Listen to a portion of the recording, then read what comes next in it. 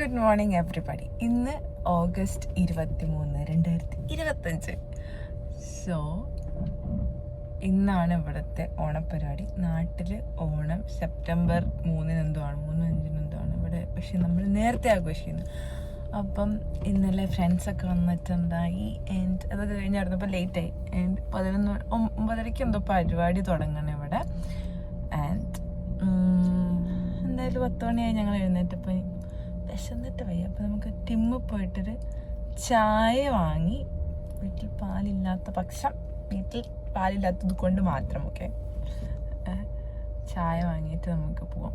ഭയങ്കര തിരക്കായിരുന്നു. എൻ്റെ നമുക്ക് സുന്ദരിയാവാനുള്ളതാണ്, സുന്ദരിയാവണം.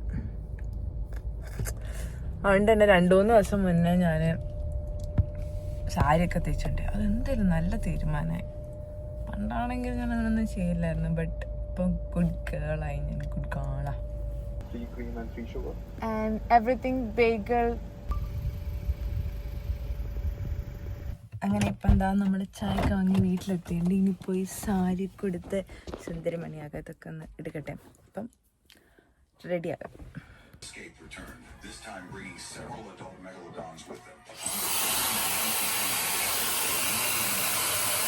ഹെയർ ഒക്കെ ഡ്രൈ ചെയ്ത് മേക്കപ്പ് ഒക്കെ ഇട്ട് സാരിയൊക്കെ എടുത്ത് വന്നപ്പോഴേക്കും 1 മണിയായി. 9:30 തുടങ്ങേണ്ട പരിപാടിക്ക് ഞങ്ങൾ പോയത് 1:30 ആയപ്പോഴേക്കാണ്.